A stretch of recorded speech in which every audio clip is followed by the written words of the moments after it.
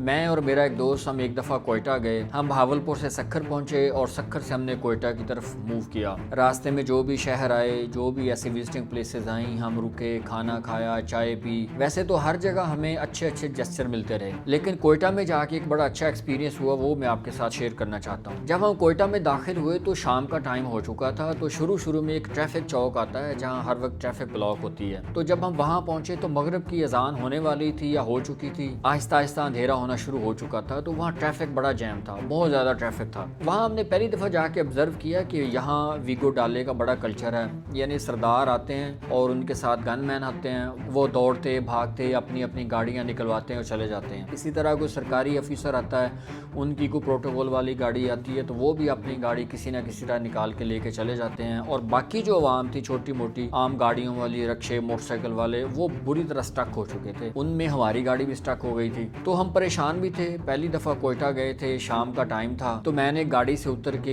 एक भाई साहब खड़े थे, शक्ल शबाह से बलोची लगते थे, तो मैंने उन्हें रिक्वेस्ट की, उर्दू में मैंने बताया कि हम बहावलपुर पंजाब से आए हैं और हमने थोड़ा सा आगे जाना है, दूर जाना है, अंधेरा हो गया, तो हमें किसी तरह यहाँ से निकालें। तो उस बंदे के अचानक चेहरे के तासुरात बदल गए, यानी ऐसा फील हो रहा था जैसे उसके दिल में कोई तशवीश पैदा हो गई है। तो उसने बलोची लैंग्वेज में आवाज़ें देना शुरू कर दी और ऐसा फील हो रहा था कि जैसे ये लोगों को ना मदद के लिए पुकार रहा हो। तो उसने अपनी बलोची लैंग्वेज में शोर मचाया और लोग इकट्ठे हो गए और उन्होंने ना बड़ी जल्दी से कोशिश करके ट्रैफिक खुलवाई और हमें निकाल दिया। यानी हम आधा घंटा या 1 घंटा वहाँ स्टक रहे, लेकिन उस बंदे ने बड़ी हिम्मत की और अपने दोस्त अहबाब को वहाँ इकट्ठा किया। गो के हमें उनकी कन्वर्सेशन की समझ नहीं आई, लेकिन उनके चेहरे के तासुरात से पता चल रहा था कि ये बलोची में बात कर रहे हैं और ये कोशिश कर रहे हैं कि इनको निकालें यहाँ से। तो हम वहाँ से निकल के हम अपनी मंजिल मकसूद पर पहुँच गए। इस वाक़े को 8-10 साल हो गए हैं, लेकिन ये वाक़या मेरे दिल से निकल नहीं रहा और मैं चाहता था कि मैं आपसे शेयर करूँ। और ये वाक़या सुनाने का मकसद ये है कि जब भी हम कहीं को एक्ट करते हैं, कोई काम करते हैं, कोई फेल सर अंजाम देते हैं, तो हमें एक बात याद रखनी चाहिए कि हम किसी कम्युनिटी से, किसी कबीले से, किसी ख़ास कौम से हम बिलोंग ज़रूर करते हैं। हमारा किसी ख़ास शहर से ताल्लुक़ ज़रूर होता है। और अगर हम किसी के साथ काइंडनेस शो करेंगे, किसी के साथ अच्छा बिहेव करेंगे, अच्छा जेस्चर देंगे, तो अगला हमेशा आपको याद रखेगा,